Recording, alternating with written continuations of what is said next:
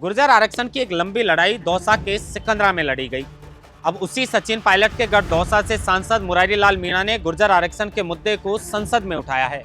वही गुर्जर आरक्षण जिसको लेकर गुर्जर समाज के 73 सपूतों ने अपनी जान की आहुति दी। वही गुर्जर आरक्षण जिसको लेकर स्वर्गीय कर्नल किरोड़ी सिंह बैंसला और गुर्जर समाज ने एक लंबी लड़ाई लड़ी। वही गुर्जर आरक्षण जिसको लेकर महीनों तक हाईवे जाम कर दिए गए और रेलवे ट्रैक बंद कर दिए गए। वही गुर्जर आरक्षण जिसको लेकर गुर्जरों ने अपना घर बार छोड़कर सड़क पर और ट्रैक पर अपना डेरा डाल लिया। वही गुर्जर आरक्षण जिसको लेकर पुलिस की गोलियों के सामने सीना तानकर गुर्जर समाज खड़ा रहा, क्योंकि वो चाहता था कि उनकी आने वाली पीढ़ियों का भविष्य उज्जवल हो सके। 2007-8 से ये लड़ाई जो है वो हम सब ने देखी है। हमारी उम्र उस वक्त कम रही होगी, लेकिन सिकंदरा का वो आंदोलन मैंने बेहद करीब से देखा है कि किस तरीके से अपने आने वाली पीढ़ियों को आरक्षण दिलाने के लिए, उनका भविष्य उज्जवल करने के लिए वसुंधरा सरकार उस वक्त थी, वसुंधरा राज्य मुख्यमंत्री थी। उस वक्त गोली चलाने के आदेश देने के बावजूद भी गुर्जर पुलिस की बंदूकों के सामने सीना तान कर खड़े रहे।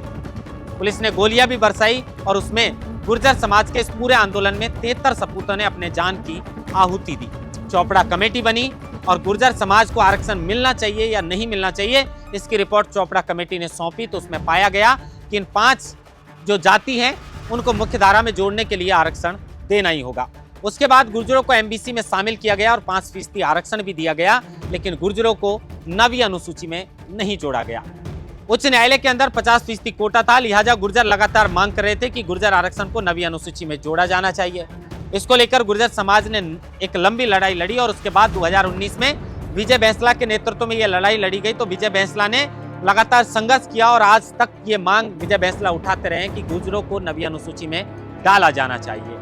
अब इसी मांग को लेकर दौसा से सांसद मुरारी लाल मीणा ने संसद में इस मुद्दे को उठाया है और मांग की है कि गुर्जरों को 9वीं अनुसूची में डाला जाना चाहिए। गुर्जरों के लंबे संघर्ष के बाद भी अगर गुर्जरों की ये मांग पूरी नहीं होती है तो गुर्जरों में इस बात को लेकर गुस्सा आज भी बरकरार है। कई बार इस मामले को लेकर आंदोलन की चेतावनी भी दे चुके हैं, लेकिन अब इंतजार इस बात का है कि गुर्जरों ने जो 10-15 वर्ष से ये संघर्ष किया है और उस संघर्ष का फल उन्हें तब मिलेगा जब उन्हें 9वीं अनुसूची में डाल दिया जाएगा। इसमें न सिर्फ गुर्जर बल्कि गुर्जरों के साथ में बंजारा, गाड़िया, लवार और रेबारी और राई का भी शामिल है, जिनको एमबीसी में आरक्षण मिला हुआ है लेकिन 9वीं अनुसूची में नहीं डाला गया है। अब संसद में यह मुद्दा गूंजा है, लिहाजा सरकार इस पर ध्यान देगी। सरकार गुर्जरों की मांग को पूरी करेगी या फिर गुर्जरों को 9वीं अनुसूची में डलवाने के लिए फिर से सड़कों पर उतरना पड़ेगा। सभापति महोदय, मैं सदन के माध्यम से राजस्थान में अत्यंत पिछड़ा वर्ग एमबीसी के तहत 5% विशेष आरक्षण प्रदान करने के विषय पर अपनी बात रखना चाहता हूं, जिसमें गुर्जर सहित 5 जातियां गाड़िया, लवार, बंजारा, रेबारी और राय का आते हैं। ये मुद्दा न केवल राजस्थान बल्कि पूरे देश के सामाजिक न्याय और समावेशी से जुड़ा है।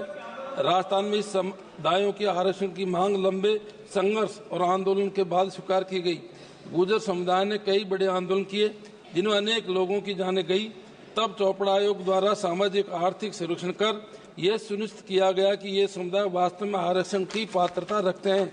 इसलिए 2019 में राजस्थान सरकार ने राजस्थान पिछड़ा वर्ग संशोधन अधिनियम पारित कर इन समुदायों को एमबीसी श्रेणी में 5% आरक्षण प्रदान किया गया। इस कदम का उद्देश्य इन समुदायों को सामाजिक, शैक्षणिक और आर्थिक रूप से मुख्यधारा में लाना था। हमारा संविधान शैक्षणिक और सामाजिक पिछड़ेपन के आधार पर आरक्षण प्रदान करता है, लेकिन उच्चतम न्यायालय ने 50% अधिकतम सीमा तक तय कर दी है। धन्यवाद सदस्य जी। मेरा श्री भजनलाल जाटव माने ये जो 5% आरक्षण है इसको 9वीं अनुसूची में डाला जाए ताकि बार बार न्यायालय में जाना नहीं पड़े, क्योंकि कई बार इस पर रोक लग गई है। भजनलाल जाटव राष्ट्र गुर्जर समुदाय हमेशा प्रताड़ित रहता है। नहीं है श्री